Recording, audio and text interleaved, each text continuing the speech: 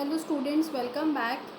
Lecture number 6 of Human Resource Management और Managing Human Resource. इसके पहले 5 लेक्चर्स दे चुकी हूँ मैं, जिसमें मैंने अपना पूरा यूनिट 1 और यूनिट 2 का जॉब एनालिसिस, जॉब डिस्क्रिप्शन और जॉब स्पेसिफिकेशन एक्सप्लेन किया था. आज हमारा लेक्चर नंबर 6 है. कल के लेक्चर यानी लेक्चर नंबर 5 मैंने जॉब स्पेसिफिकेशन और जॉब डिस्क्रिप्शन को पूरा एक्सप्लेन कर दिया था. आई होप आप लोगों ने उस लेक्चर को कायदे से देख लिया होगा और उसका जो है वो भी मैंने अपलोड कर दिया था. तो उम्मीद है कि आप लोगों ने वो भी कर लिया होगा. जिन्होंने नहीं किया है वो पहले मेरे प्रीवियस के सारे लेक्चर्स देखेंगे एंड देन उसके बाद होमवर्क को करेंगे. तो चलिए आज का लेक्चर शुरू करते हैं. हम अपना लेक्चर नंबर 6, जिसमें आज का हमारा टॉपिक है रिक्रूटमेंट एंड सिलेक्शन, और उसका मीनिंग क्या है, उसका प्रोसेस क्या है, ये सारी चीज़ें आज हम आपके आज के लेक्चर में कवर करेंगे. अच्छा, एक चीज़ और, रिक्रूटमेंट और सिलेक्शन मैंने बताया था जॉब डिस्क्रिप्शन और जॉब स्पेसिफिकेशन के बाद आता है. यानी ये दो चीज़ें हम जब जॉब एनालिसिस कर लेते हैं तो उसके बाद हम रिक्रूटमेंट और सिलेक्शन के पास आते हैं. इसमें भी जो आपका सिलेक्शन है, एक सेकेंड, जो आपका सिलेक्शन है वो रिक्रूटमेंट के बाद आता है. ठीक है, जो सिलेक्शन प्रोसेस है ये आफ्टर रिक्रूटमेंट आता है. सबसे पहले रिक्रूटमेंट आएगा और देन सिलेक्शन स्टार्ट होता है. ठीक, तो चलिए आज सबसे पहले रिक्रूटमेंट करेंगे एंड देन आगे हम देखेंगे. देखते हैं सबसे पहले रिक्रूटमेंट क्या होता है. Recruitment is the process in which people are offered selection in an organisation. Recruitment क्या है? रिक्रूटमेंट एक ऐसा प्रोसेस है जिसमें लोगों को ऑफ़र किया जाता है कि आप हमारे ऑर्गेनाइजेशन में आइए और आके काम करिए. ठीक है, मतलब आप हमारे ऑर्गेनाइजेशन में आइए और क्या होइए, रिक्रूट होइए बेसिकली. तो दैट इज़ रिक्रूटमेंट. आगे देखते हैं. It is when prospective employ are searched for and are then encouraged to apply for job within the organization. अब थोड़ा सा और ब्रीफ कि रिक्रूटमेंट क्या होता है. रिक्रूटमेंट होता है जब प्रोस्पेक्टिव एम्प्लॉय का मतलब देखिए, अब यहाँ पे ना एक चीज़ को ध्यान देना पड़ेगा. प्रोस्पेक्टिव एम्प्लॉय का मतलब होता है वो एम्प्लॉयज़ जो कि जॉब की तलाश में है. ठीक है, वो एम्प्लॉयज़ जो जॉब की तलाश में है उनको हम प्रोस्पेक्टिव एम्प्लॉयज़ कहते हैं. ठीक, और जो कि अप्लाई करेंगे जॉब के लिए. ठीक, हमारे यहाँ बहुत सारे लोग हैं जॉब के लिए अप्लाई करते हैं, तो हम सबको नहीं कह सकते कि आप सब लोग आइए. यहाँ पे उनको बोलेंगे जो अप्लाई कर रहे हैं और जो पर्टिकुलरली उस चीज़ के लिए अप्लाई कर रहे हैं, उसको हम प्रोस्पेक्टिव एम्प्लॉयज़ डिनोट करते हैं. ठीक, तो क्या कह रहा है, it is when prospective employees search for and are then encouraged to apply for the job within the organization. यानी प्रोस्पेक्टिव एम्प्लॉयज़ वो एम्प्लॉयज़ जो कि उस ऑर्गेनाइजेशन के लिए काम करेंगे, यानी जो उस ऑर्गेनाइजेशन में काम करने के लिए ढूंढ रहे हैं, और देन उनको क्या करना, उनको ढूंढना. ठीक है, और उसके बाद उनको एनकरेज करना, उनको मोटिवेट करना कि आप जो है हमारे ऑर्गेनाइजेशन में आके काम करें. ठीक, तो दैट इज अनदर रिक्रूटमेंट. आगे आते हैं. This is just one step in process of employment. However, it is a long process that involves a series of tasks, starting with the analysis of job recruitment and ending of employees. जैसे कि इन्होंने बोला कि क्या है, एक one step process नहीं है, एक क्या है, एक लंबा चौड़ा लंबा अच्छा खासा प्रोसेस है जिसमें कि हम बहुत सारे टास्क, देखिए बहुत सारे टास्क करते हैं. स्टार्ट करते हैं एनालिसिस ऑफ जॉब रिक्वायरमेंट. जैसे ये जो लिखा है ना, starting with N analysis of job requirement, इसका मतलब हो गया जॉब एनालिसिस. ठीक है, ये हमारा ना जॉब एनालिसिस है. ठीक, ये जॉब एनालिसिस की बात कर रहा है कि जॉब एनालिसिस से शुरुआत होगी और अच्छा खासा लंबा प्रोसेस चलेगा जिसमें कि हम क्या करेंगे, प्रॉपर जॉब एनालिसिस करेंगे जिसमें डिस्क्रिप्शन और स्पेसिफिकेशन करेंगे एंड देन हम एम्प्लॉयज़ को क्या करेंगे, अपॉइंट करेंगे, बुलाएंगे. ठीक, आगे देखते हैं. Specific task in the process of recruitment include. अब रिक्रूटमेंट में क्या क्या काम होता है. सबसे पहला है एनालाइजिंग जॉब रिक्वायरमेंट. ठीक, ये जानना कि सबसे पहले कि जॉब की क्वांटिटी कितनी है. ठीक, उसको एक तरीके से एक बार उसको स्टडी करना. दूसरा एडवर्टाइजिंग वैकेंसी, यानी कि अब आप एडवर्टीजमेंट छापोगे. ठीक है, जिनको आप बुला रहे उनको आप एडवर्टीजमेंट के थ्रू तो बुलाओगे, एडवर्टीजमेंट करोगे. तीसरा है attracting candidate to apply for the job. अब आपने एडवर्टीजमेंट कर लिया, अब आप लोगों को कहोगे कि भाई आइए, उनको मोटिवेट करोगे कि आप आइए और हमारे कंपनी में आके अप्लाई करिए जॉब के लिए। देन मैनेजिंग रिस्पॉन्स, अब जितने लोग आए हैं, मतलब जिन्होंने आपके प्रपोजल को एक्सेप्ट किया है, अब वो लोग आके कंपनी में अपना सीवी डालेंगे। जब सीवी डालेंगे तो आपको उनको मैनेज करना होगा। फिर क्या है, स्क्रूटाइजिंग एप्लीकेशन, जितने एप्लीकेशंस आए उसमें से क्या करना होगा, जितने भी एप्लीकेशन है उनको सेपरेट करना पड़ेगा, उसमें से चूज़ करना पड़ेगा द बेस्ट एप्लीकेशन। ठीक, कंपनी के रिक्वायरमेंट के हिसाब से जो बेस्ट एप्लीकेशन होगा उसको चूज़ करना पड़ेगा। एंड शॉर्ट लिस्टिंग कैंडिडेट, अब जितने भी आपने एप्लीकेशन को चूज़ किया उसमें से कैंडिडेट को आप शॉर्ट लिस्ट करोगे, फिर आप फर्दर प्रोसेस के लिए उनको बुलाओगे। यानी कि रिक्रूटमेंट बात करता है, अगर हम इसको एक ब्रीफ में बोलें कि व्हाट डज रिक्रूटमेंट मीन्स, तो मैं कहूँगी रिक्रूटमेंट बात करता है कि लोगों को, कौन से लोगों को, प्रोस्पेक्टिव लोगों को, प्रोस्पेक्टिव एम्प्लॉय को या पर्सन को बुलाना। ठीक, उनको इस तरीके से मोटिवेट करना या उनको इस तरीके से बुलाना कि वो ऑर्गेनाइजेशन में आए और पर्टिकुलर पोस्ट के लिए क्या करें, अप्लाई करें। ठीक, ऑर्गेनाइजेशन में आए और जितने भी पोस्ट होंगे, यानी जितने भी जॉब होंगे उनके लिए आके वो अप्लाई करेंगे। That is recruitment. ठीक है, यानी कि लोगों को बुलाना है, उनको, कौन से लोगों को, प्रोस्पेक्टिव एम्प्लॉयज़ को बुलाना है और उनको मोटिवेट करना है कि वो आए और जितनी भी जॉब वैकेंसीज हैं उसके लिए आके क्या करें, आगे प्रोसेस करें। ठीक, तो वही हमारा रिक्रूटमेंट होता है।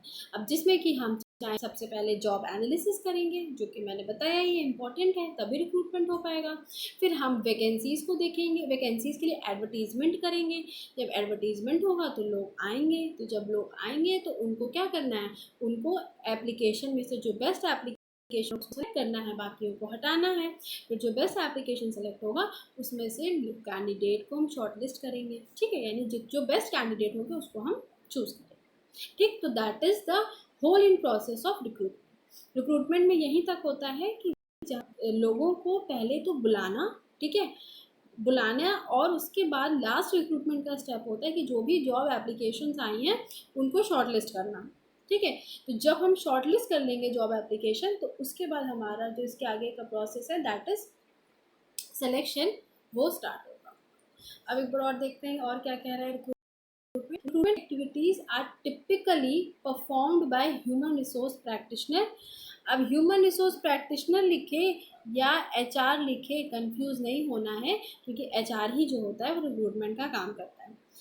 एचआर में जितनी चीज़ें हम अपने लेक्चर्स में, चारों यूनिट में कवर करेंगे, वो सारा का सारा काम किसी भी कंपनी में एचआर ही करता है। ठीक, इसीलिए ये एचआरएम है, ह्यूमन रिसोर्स मैनेजमेंट है, which is performed by HR of the company. ठीक, अब क्या लिखा है, recruitment process are typically performed by human resource practitioner either internally और एक्सटर्नली। ठीक, अब देखिए यहाँ से अब दो चीज़ निकल के आती है, वो ये है कि रिक्रूटमेंट हम कितने तरीक़ों से कर सकते हैं। तो रिक्रूटमेंट हम दो तरीक़ों से करते हैं, एक हम करते हैं इंटरनल और एक हम करते हैं एक्सटर्नल। रिक्रूटमेंट दो तरीके से होती है, इंटरनल रिक्रूटमेंट होती है और एक्सटर्नल रिक्रूटमेंट होती है। अब क्या होती है बताती हूँ। देखिए, सबसे पहले इंटरनल रिक्रूटमेंट क्या होता है। इंटरनल का मतलब होता है इनसाइड दी ऑर्गेनाइजेशन। ठीक है, simple, internal means inside the organisation. कोई भी ऐसी चीज़ जो ऑर्गेनाइजेशन के अंदर हो रही है वो हमारी इंटरनल होती है। और external means that is outside the organisation. कोई भी चीज़ जो ऑर्गेनाइजेशन के बाहर हो रही है वो हमारा एक्सटर्नल रिक्रूटमेंट हो जाएगा। अब देखिए इंटरनल रिक्रूटमेंट कैसे होगा किसी भी ऑर्गेनाइजेशन के अंदर, तो वो हमारे होते हैं प्रमोशन से, ट्रांसफ़र से, रिट्रीच्ड एम्प्लॉय से, कॉन्टैक्ट या रेफरेंस से। इतने ही हैं इंटरनल सोर्सेज। देखिए इंटरनल सोर्सेज होते हैं प्रमोशन से, ट्रांसफ़र से, रिट्रीच्ड एम्प्लॉय से, कॉन्टैक्ट और रेफरेंसेस से। ठीक, ये सारी चीज़ें किस में है, ऑर्गेनाइजेशन के अंदर ही हैं। अगर हम प्रमोशन बोले तो वो भी ऑर्गेनाइजेशन के अंदर हो रहा है, ट्रांसफ़र बोले तो भी करंट एम्प्लॉयज़ का ही होगा, रिट्रीच्ड एम्प्लॉय बोले मतलब हम एम्प्लॉय को हटा रहे हैं, वो भी ऑर्गेनाइजेशन के अंदर है। और कॉन्टैक्ट या रेफरेंस है तो वो भी कोई वर्किंग एम्प्लॉय होगा तो देगा किसी का रेफरेंस या कॉन्टैक्ट, तो वो भी क्या हो जाएगा, हमारा इंटरनल हो जाएगा। तो तो इंटरनल रिक्रूटमेंट क्या होता है? ऐसा रिक्रूटमेंट जो कि ऑर्गेनाइजेशन के अंदर ही हो जाए, मतलब हमें बाहर जाके प्रोस्पेक्टिव एम्प्लॉयज़ को ढूंढने की ज़रूरत नहीं पड़ रही है, हम ऑर्गेनाइजेशन के अंदर ही लोगों को रिक्रूट कर ले रहे हैं। That is of internal recruitment, ठीक। और एक्सटर्नल रिक्रूटमेंट क्या होता है? अब देखिए, एक्सटर्नल रिक्रूटमेंट मीन्स कि ऐसा रिक्रूटमेंट जो कि ऑर्गेनाइजेशन के बाहर हो रहा है, ठीक। मतलब यहाँ पे ऑर्गेनाइजेशन के अंदर का कोई भी एम्प्लॉय का कोई रोल नहीं है इस तरीके के रिक्रूटमेंट करने में, मतलब हम यहाँ पे बाहर के एम्प्लॉयज़ को बुला रहे हैं, ठीक। अब देखिए, external recruitment source are recruitment through advertisement, campus recruitment by employment exchange, recruitment by third party, internal recruitment, unsolicited applicants etc. ठीक। एक्सटर्नल रिक्रूटमेंट कैसा हो जाएगा? एक्सटर्नल रिक्रूटमेंट होगा जब हम बाहर बाकायदा एडवर्टीजमेंट देते हुए एडवर्टीजमेंट देंगे और उसको देखने के बाद जो लोग हैं आएंगे, ठीक है। जो प्रोस्पेक्टिव एम्प्लॉयज़ हैं वो क्या करेंगे? अप्लाई करेंगे। उसके अलावा कैंपस रिक्रूटमेंट होते हैं, जो हमारी प्लेसमेंट एजेंसीज होती हैं ना, जो कॉलेजेस में या यूनिवर्सिटीज़ में जाके क्या करती हैं? इंटरव्यूज़ लेती हैं और बच्चों को हायर करती हैं, तो दैट इज़ कैंपस रिक्रूटमेंट और प्लेसमेंट। फिर होता है रिक्रूटमेंट बाय एम्प्लॉयमेंट एक्सचेंज। हमारे यहाँ बहुत सारे ऐसी एजेंसीज़ हैं, ठीक है, हमारे ऐसी बहुत सारी एजेंसीज़ हैं जो एम्प्लॉयमेंट का ही काम कर रही हैं, मतलब ये ऐसी एजेंसीज़ होती हैं जो कंपनी से लिंक्ड अप होती हैं, ठीक। एजेंसीज ऐसी होती हैं जो किसी कंपनी से लिंक्ड अप होगी, और वो कंपनी जो है जब जब कंपनी में किसी भी एम्प्लॉय की या लोगों की ज़रूरत पड़ेगी, तो कंपनी में जब भी किसी की ज़रूरत पड़ेगी, यानी कि एम्प्लॉयमेंट एक्सचेंज जो होते हैं, तो वो क्या करती हैं? तुरंत उन एजेंसीज़ को बताती हैं, तुरंत उन एजेंसीज़ को मैसेज करती हैं, एंड देन वो एजेंसीज़ कंपनी के बिहाफ पे क्या करती हैं? लोगों को रिक्रूट करती हैं, एंड देन रिक्रूट करने के बाद उनको कंपनी में भेज देती हैं। तो that is employment exchange agencies. फिर होता है recruitment by third party. Third party का मतलब ये हो गया कि मान लीजिए कि हमारे यहाँ क्या है, हमारे गवर्नमेंट में बहुत सारी एजेंसीज़ हैं, एम्प्लॉयमेंट एक्सचेंज एजेंसीज़ हैं, तो वो क्या करती हैं? उनके थ्रू जो हमारी रिक्रूटमेंट होगी वो थर्ड पार्टी हो जाएगी। मतलब कि जैसे कि कोई एक कंपनी हो जाती है जो कि काम ही लोगों को रिक्रूट करने का, ठीक है। एक कुछ कंपनीज ऐसी होती है जिनका मेन काम ही आके आप लोगों को रिक्रूट करके अलग अलग जगह पे भेजना है, तो वो हमारी हो जाती है recruitment by third party. Then internal recruitment, नहीं इंटरनेट रिक्रूटमेंट, भाई मैं कहूँ इंटरनल क्यों है? इंटरनेट रिक्रूटमेंट का मतलब हो जाएगा कि जब हम रिक्रूटमेंट करते हैं, मतलब ऑनलाइन रिक्रूटमेंट जो हम करेंगे वो हमारे इंटरनेट रिक्रूटमेंट हो जाएंगे। फिर अनसॉलिसिटेड एप्लीकेंट्स, मतलब कि अनसॉलिसिटेड एप्लीकेंट्स का मतलब होता है, देखिए जो है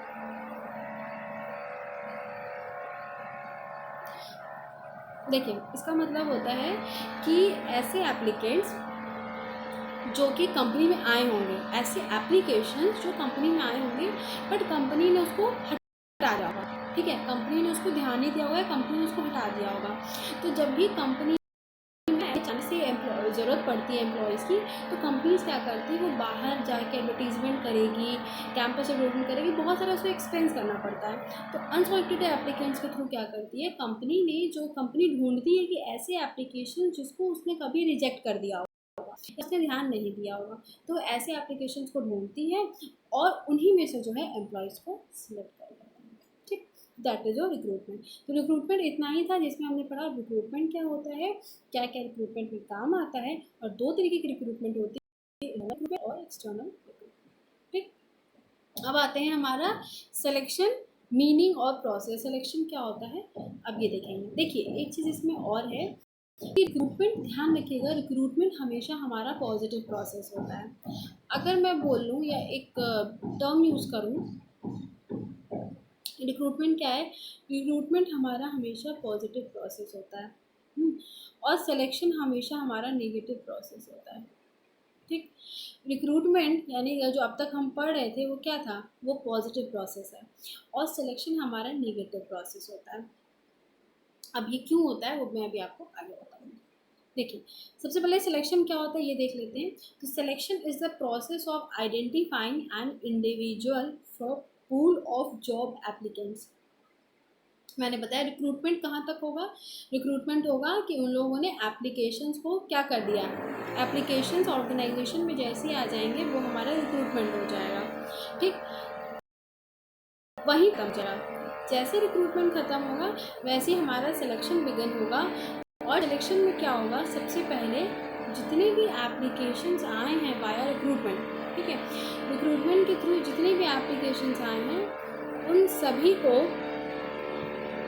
तो जितना रिक्रूटमेंट में जो भी जॉब एप्लीकेंट्स आए थे, जो भी जॉब के एप्लीकेशंस आए थे, ठीक, उनको क्या करना, अब वो वहाँ तक हमारा रिक्रूटमेंट प्रोसेस था। ठीक है, जितने भी जॉब एप्लीकेंट्स आए हैं आप उसको वहाँ तक आप करो, दैट इज़ रिक्रूटमेंट।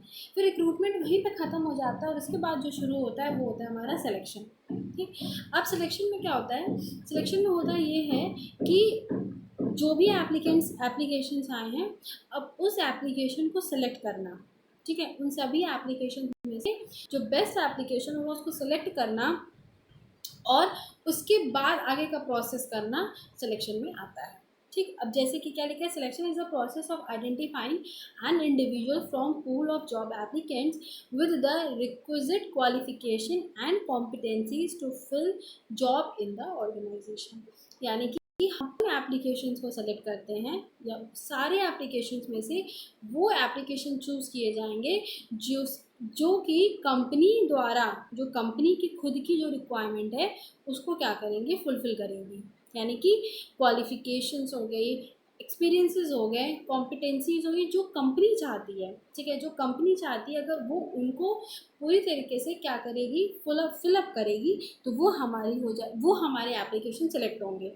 ठीक, और वो हम बोल देंगे कि वो क्या होगा, आगे जो भी फर्दर प्रोसेस होगा उसके लिए जाएंगे। ठीक, this is an HR process that help differentiate between qualified and unqualified applicants by applying various technique. बोलें कि ये HR जो होते हैं, यानी देखिए ये भी काम हमारा HR करता है, सिलेक्शन का भी काम पूरा का पूरा HR के अंडर ही होता है। तो HR जो है, यानी HR के ऊपर ये प्राइम रिस्पॉन्सिबिलिटी आ जाती है कि क्वालिफाइड और अनक्वालिफाइड एप्लीकेंट्स जो होंगे उनको क्या करेंगे, डिफरेंशिएट करके एंड द बेस्ट कैंडिडेट को वो आगे सिलेक्शन प्रोसेस के लिए लेके जाएंगे। ठीक, तो that is your selection process. यानी कि जितने भी जॉब एप्लीकेशंस आए हैं उनमें से द बेस्ट एप्लीकेशन को चूज़ करना according to need and requirement of the organisation, and then further जो है आगे के जो भी सिलेक्शन में जो प्रोसेस होता है उसको करना। The term selection come over the connotation of placing the right person at the right job। ठीक है, ये जो सिलेक्शन है यही कहता है कि आप उन लोगों को सिलेक्ट करो या उन लोगों को चूज़ करो जो कि राइट पर्सन है और राइट जॉब पे है।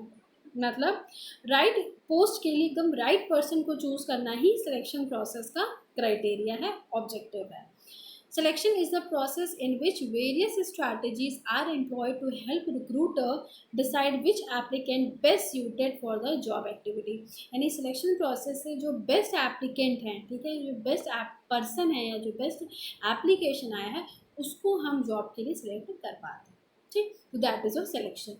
अब इसी के आगे हमारा सिलेक्शन का प्रोसेस आएगा जो कि इम्पॉर्टेंट है एग्ज़ाम के लिए भी, और बहुत बार ये पूछा जाता है कि सिलेक्शन प्रोसेस क्या होता है। कई बार तो इसके जो स्टेजेस हैं उसी को घुमा फिरा के अनदर वर्ड्स में बोल के पूछ लिया जाता है कि पहला कौन सा स्टेज है, अरेंज करने को बोल दिया जाता है कि इसको अरेंज करिए।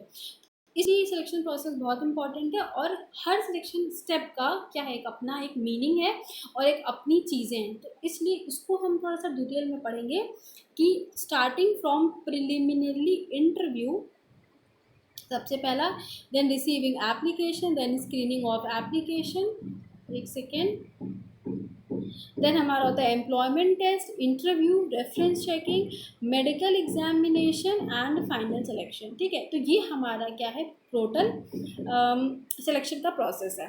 तो इसी को हम वन बाय वन करके पढ़ेंगे और थोड़ा सा डिटेल में इसको देखेंगे कि क्या क्या ये होता है। इसको मैं आपका जो सिलेक्शन प्रोसेस है वो मैं आपको नेक्स्ट लेक्चर में कराती हूँ क्योंकि ये थोड़ा सा इन डिटेल जाएगा।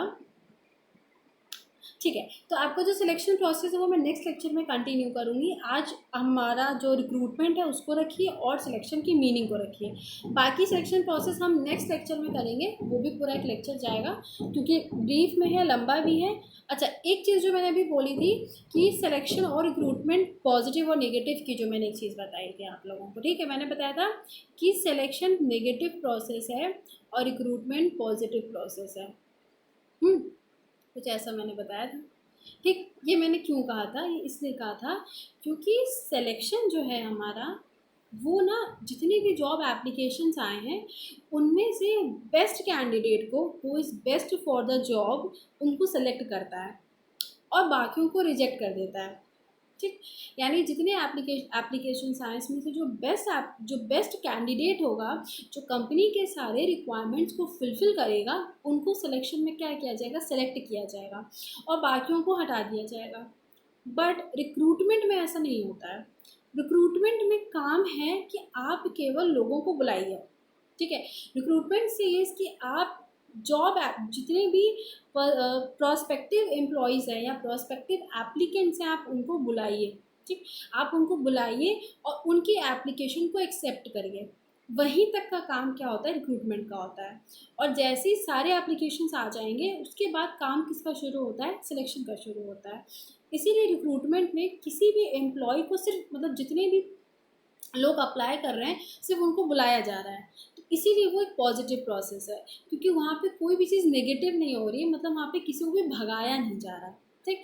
बट सिलेक्शन में क्या है, सिलेक्शन में आप लोगों को तो बुला ही रहे हो, बट द बेस्ट एप्लीकेंट को जब आप सिलेक्ट कर रहे हो तो जो बाकी एप्लीकेंट्स हैं उनको आप रिजेक्ट कर रहे हो। तो चूँकि यहाँ पे रिजेक्शन है, इसीलिए सिलेक्शन हमारा निगेटिव प्रोसेस है, ठीक है। क्या है यहाँ पे रिजेक्शन है, इसलिए सिलेक्शन निगेटिव प्रोसेस है। और रिक्रूटमेंट में केवल एप्लीकेशंस को बुलाना था, एक्सेप्टेंस था, सिर्फ बुलाया जा रहा था, इसलिए रिक्रूटमेंट हमारा पॉजिटिव प्रोसेस है, ठीक। आई होप आपको ये समझ में आया हो कि क्यों रिक्रूटमेंट पॉजिटिव और सिलेक्शन नेगेटिव। बाकी सिलेक्शन का जो प्रोसेस है वो अपने नेक्स्ट लेक्चर में कंटिन्यू करूँगी, जिसमें मैं आपको proper in detail selection process के बारे में बताऊँगी, ठीक। तो बस आज के लिए इतना ही। हम नेक्स्ट लेक्चर में अपना सिलेक्शन प्रोसेस को कंटिन्यू करेंगे और उसके साथ ही हम सिलेक्शन और रिक्रूटमेंट को ख़त्म कर देंगे, ठीक क्लास। तो बाकी नेक्स्ट लेक्चर में मिलते हैं और जिसमें हम आपको पूरा सिलेक्शन बताएंगे। ERP पे होमवर्क डाल दूँगी, प्लीज़ आप लोग उसको चेक कर लीजिएगा। और जिन्होंने पुराने लेक्चर्स नहीं देखे उनसे रिक्वेस्ट है कि प्लीज़ वो मेरे पुराने लेक्चर्स देख लेंगे। बस आज के लिए इतना ही, मिलते हैं हम अपने नेक्स्ट लेक्चर में।